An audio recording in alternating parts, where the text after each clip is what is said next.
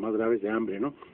Y el presidente Peña Nieto dijo a finales de la semana que por las elecciones se había tenido que detener el programa, pero que ahora sí se iban a redoblar los esfuerzos. Y fíjate, aquí en Chihuahua no ha habido nada del programa. Es una vergüenza que el gobierno argumente un proceso electoral para poner en marcha cualquier programa, principalmente este programa que urge en ciertas comunidades.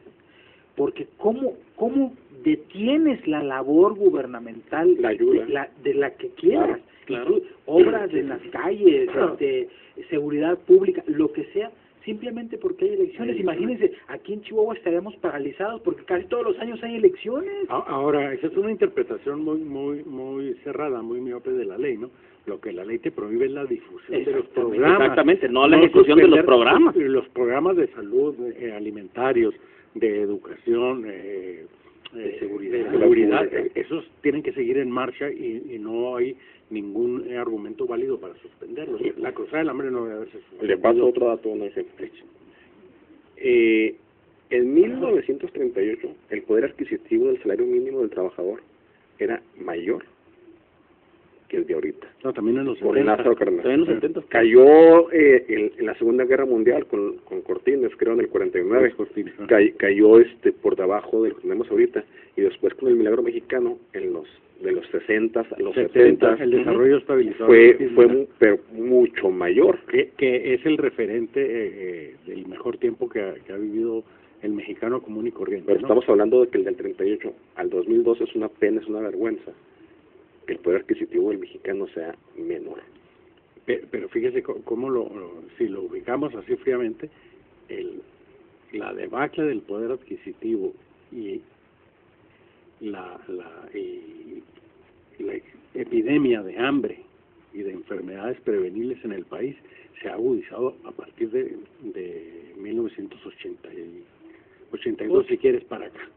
De la Madrid que los tecnócratas toman el poder en el país y se llevan a cabo el arranque de las así llamadas reformas. Pero las crisis nomás le faltó vender Pemex, ¿no? Las crisis empezaron en el 76. Sí, del derroche, pero aún así el deterioro. Acuérdense que la tecnocracia entra para decir, vamos a acabar con el populismo, con estos gobiernos derrochadores e irresponsables, pintados o teñidos de la izquierda, ¿no? Y entonces viene el priismo neoliberal, con Carlos Salinas de Gortari ya señaladamente, instituido como la doctrina oficial del PRI, y llevado a su consecución por el PAN, los dos gobiernos nacionales del PAN también, en que permaneció intocado el mismo modelo neoliberal. No solo eso, se siguió avanzando. Lo único que faltó vender fue Pemex, el petróleo, insisto, pero ya están en eso, es lo que viene, ¿no? Y lo que vemos es un deterioro creciente desde entonces para acá. Mayores índices de pobreza, de hambre, de desigualdad, de desnutrición, de marginación, y si te fijas, los estados donde ha detonado este movimiento de grupos de autodefensa ha sido en los estados donde hay más miseria y más hambre. Cuando ya no hay nada que perder. Porque ya se exploraron todas las posibilidades, ¿no? Hay autodefensas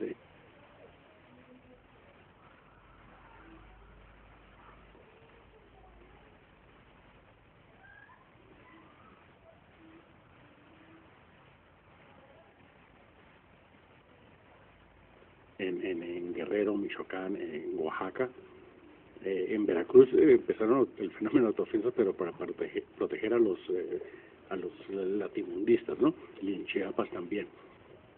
Es decir, estamos viviendo un momento muy y en vez de resolver estos problemas de fondo, a lo que estamos arribando es a una agudización de las mismas causas que han hecho que en México cada vez haya más pobres y más marginados, que tiene que ver con el sistema económico imperante en el país fundamentalmente, ¿no?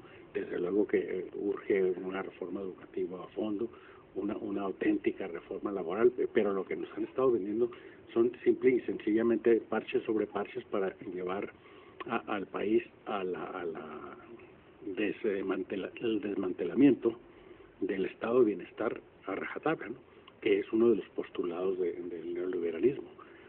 Claro, la aniquilación del estado de bienestar, ¿no? Sí, pero la pregunta aquí es, ¿hasta qué punto estos nuevos pobres y los viejos pobres van a soportar este desmantelamiento, ¿no? Porque pareciera ser que de manera estructural lo desmantelas, el estado de bienestar. Sin embargo, en términos culturales, sigue siendo vigente. Es decir, por esa razón, los partidos políticos siguen haciendo uso del populismo y el clientelismo de una manera muy marcada, ¿de acuerdo? Donde ya no solamente no solamente le das 500 pesos por un voto, sino que le das su despensa, o que le das su estufita de esa portátil, o sea, en realidad, su descuento en tal. Pero eso solamente sucede en época electoral, claro, en momentos de elecciones. Pero el asunto es que hasta ahorita tiene un efecto que puede llevar hasta un año, el efecto de que fue beneficiado por X o Y partido en la mayoría de la gente. Es decir, yo como ciudadano de la colonia X, que recibo una ayuda del partido en una despensa o en un descuento, siento que estoy beneficiado y que por tal debo de responderle a ese partido, ¿de acuerdo? Y eso me imposibilita a tener otro tipo de protesta, de pedir cambios estructurales, donde realmente haya una política pública, donde no se le dé cada elección, sino que sea realmente cambios estructurales en no me refiero en términos discursivos, sino en términos reales. Mira, de que las políticas sean de largo plazo. Mira, tan insensible es nuestro gobierno, que hoy mismo, después de que se van a conocer los datos del Coneval, el secretario de Hacienda, el señor Luis Videgaray, dice que esta información lo que hace es probar que el enfoque asistencialista de la política social no es suficiente, algo que ya sabíamos desde hace un chorro de años, ¿no? Y hemos estado diciendo y todo el mundo ha dicho, o sea, no es ningún hallazgo.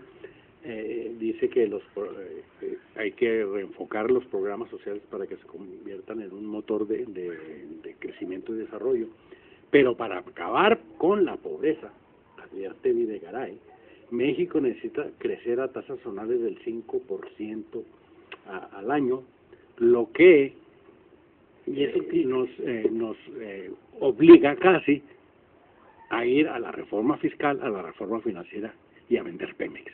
Simple y sencillamente de eso se trata. Es decir, se usan los datos del crecimiento de la pobreza para decir, bueno, es que para acabar con esta pobreza necesitamos meter más impuestos y necesitamos abrir el petróleo a la inversión extranjera y nacional, dárselo ahí. Pero el problema de los impuestos, que Pemex, ahorita hablamos sobre eso, pues claro, pero el problema nuevamente con los impuestos es que solamente están prácticamente enfocados a la